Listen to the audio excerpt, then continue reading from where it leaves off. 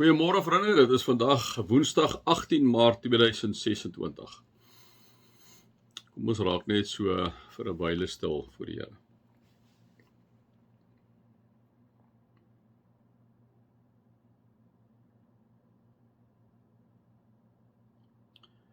Here is soos 'n boom wat geplant is by waterstrome, waarvan hy vrugte gee op sy tyd en waarvan die blare nie verwelk nie.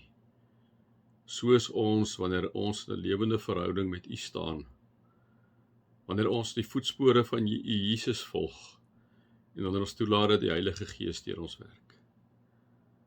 Here, gee dat ons altyd in 'n lewende verhouding met U sal staan. Amen. Dit mag daar vir julle genade en vrede en oorvloed wees, omdat julle God ken, Jesus ken en die Heilige Gees ken.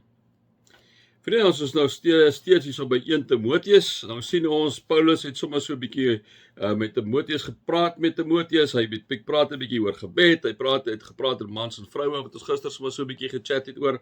En dan kom hy nou en praat hy sommer oor die gemeente ook met Timoteus. Weereens, Timoteus is in 'n gemeente hier in 'n plek wat deur heidene omring word, waar keiseraanbidding floreer, waar hulle vervolg word, en waar hy eintlik nou begin om 'n paar praktiese dinge vir Timoteus te sê vir wie hy baie lief is. Nou kom sê hy vir Timoteus, dit is nou in Timoteus 3, hy sê, dit is 'n waar woord, as iemand graag 'n ouderling wil wees, begeer hy 'n voortreffelike werk. 'n ouderling moet onberispelik wees, getrou aan sy vrou, nugter, verstandig, beskaaf, gasvry en bekwaam om te onderrig. Hy moenie aan drank verslaaf of 'n rusiemaker wees nie, maar inskikkelik, vredelewend en nie geldgierig nie. Hy moet sy eie huisgesin goed kan beheer en in alle opsigte 'n waardige wyse gesag oor sy kinders kan uitoefen.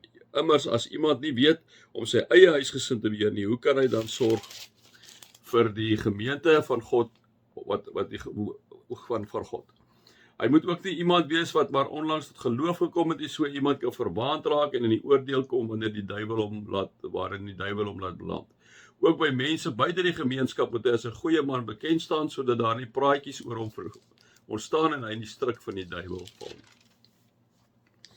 Nou, dit is wel interessant as ek so lees na die voorskrif hier, is dit natuurlik 'n tall order, vriende. As ons nou kyk wat die vereistes is wat Paulus hier stel aan 'n ouderling, né? Kom ons pak dit so 'n bietjie uit, né? Getrou aan sy onberispelik wees. Onberispelik wees beteken jy moet so optree dat iemand nie 'n vinger na jou kan wys nie, né? Maar hierdie goed wat ons hierso sit, moet ek vir julle sê, dit moet eintlik geld van elke kind van die Here, punt. Ek sê altyd vir julle, ons is almal as dominees, né? Die Here roep ons elkeen na spesifiek toe. Ons is almal dominees. Ons is almal eintlik maar ouderlinge ook. Ons is almal diakens ook.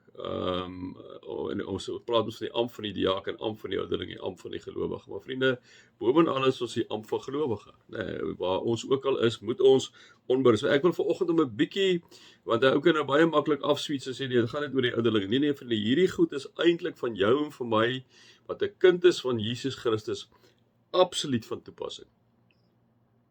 Ons moet eintlik moet dit so lees, dit is 'n waarwoord, as iemand graag 'n kind van die Here wil wees, begeer hy 'n voortreffelike iets in sy lewe. Kom ons sê met so, ek het hom nou net geriefry.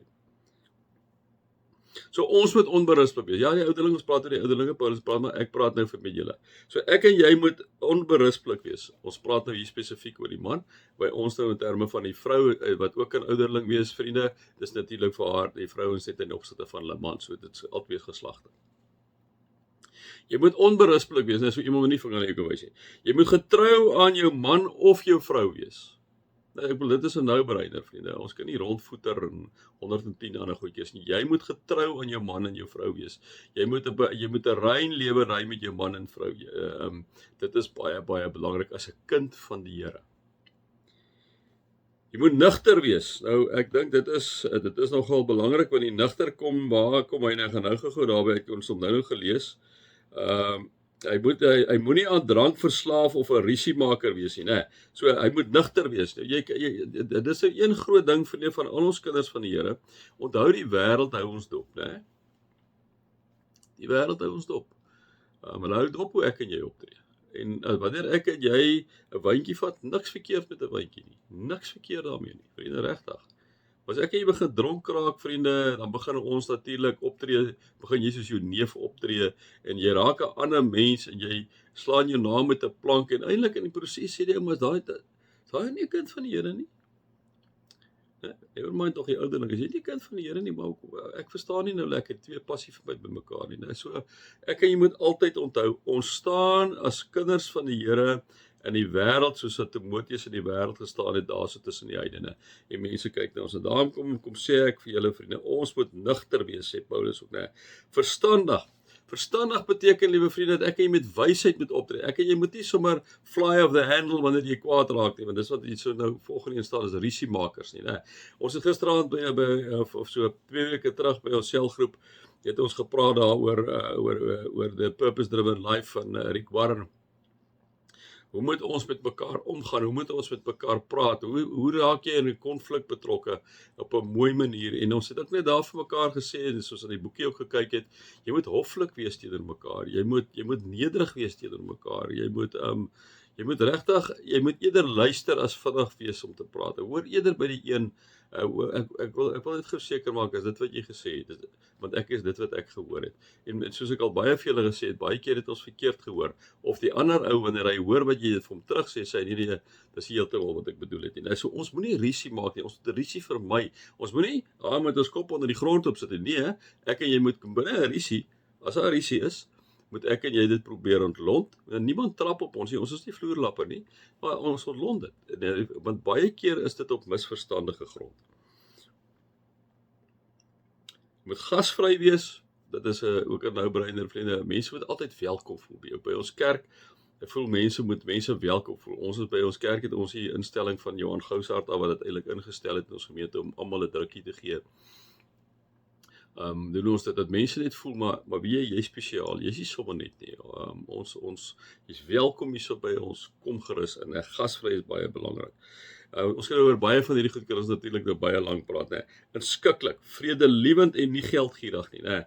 Vredelewend, vriende, spreek van self dat jy altyd iemand is wat as iemand na jou kyk, moet weet jy, so ek wil graag by daai persoon wees.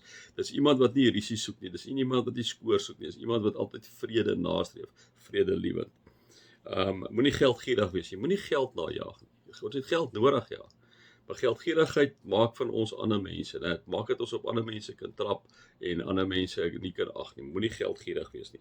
Jy moet die man en die vrou met hulle gesinne kan beheer, vriende, en ek dink in die tyd waarin ek en jy lewe, so nou 'n klomp onderwerpe wat ons nou soms ook kan vat hierso, né, wat eintlik vir elkeen 'n tema op sy eie is, maar ons moet besop as ouers in hierdie tyd dat die kinders nie op die ou en die ouers begin raak nie.